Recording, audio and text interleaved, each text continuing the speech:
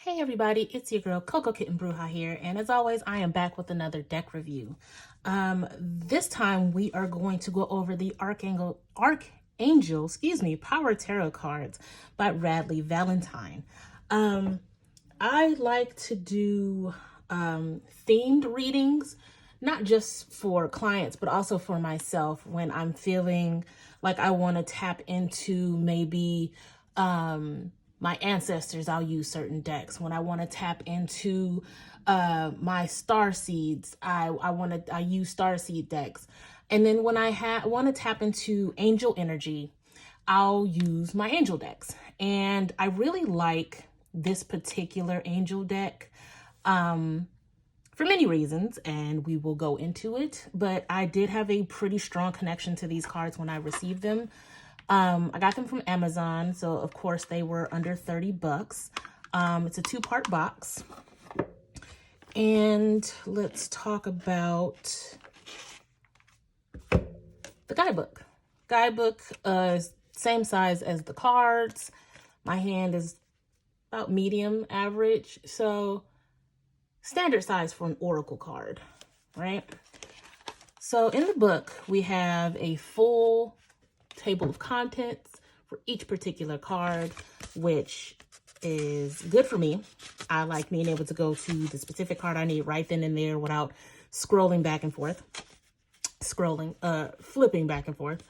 It talks about how to work with the cards and how to clean the deck, clear the deck, how to shuffle the cards, and then it goes into your spreads.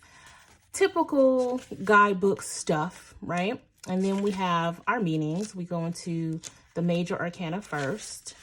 It is black and white, which is okay. You guys know me. I prefer color in my books. The font is big enough for my blind ass to read without glasses. So we start talking about the angel associated with the card. We go into the additional meanings, and then again, we talk about the specific angel on the card. And it's about 2 pages per card, standard. Nothing crazy, but you still get the message, right? So now let's look at the cards. They are color coded. So your major arcana is going to be purple, and then your pentacles are going to be pink. Your cup cards are going to be green. Your wands are orange, and your swords are blue. Now, the thing about it, pentacles are Ariel. Your cups are Raphael. Your wands are Gabriel. And your swords are Michael. So now let's just take a look at them. Now with each card, you're going to get the name of it, which some of the names of the major arcana have been changed. And then you're going to get a little blurb at the bottom along with the imagery. I am missing a card. Is it out of order? It might be out of order. Sorry, guys. There we go. So for the major, we have a leap of faith instead of the fool. And honestly, when it comes to these particular cards, while I have a connection to them, I use these more intuitively than really looking at the imagery. The imagery is not my typical aesthetic.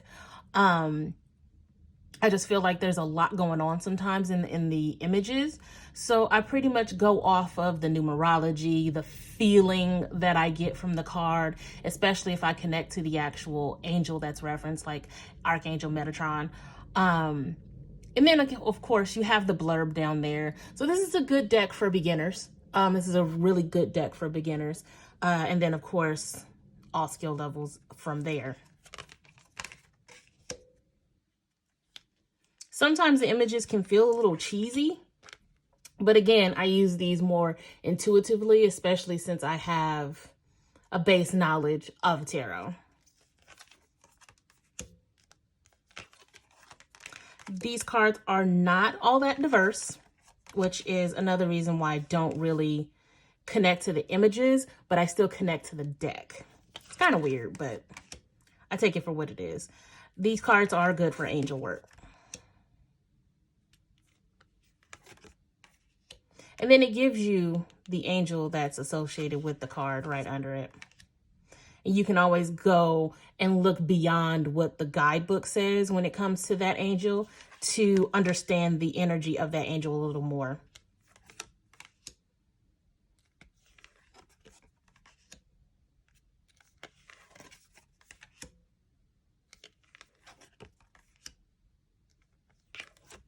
So, and you can tell some of the numbers of the major arcana are slightly out of order. But you can still get a good understanding of tarot with this deck. I don't recommend this being a beginner's first deck. I will say that. If you're a beginner and you want to do angel work, these are good cards. However, I would say have a more standard tarot deck with it instead of just using these. So that's the major. Just really quick going over the minor.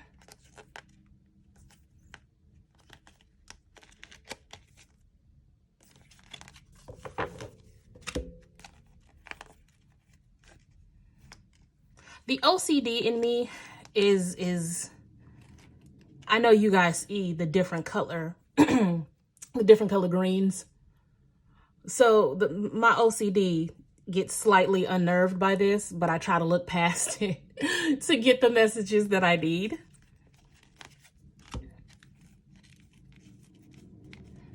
You don't see it too much with the other ones, but that green, you can definitely see that there's a difference in color. And then your swords.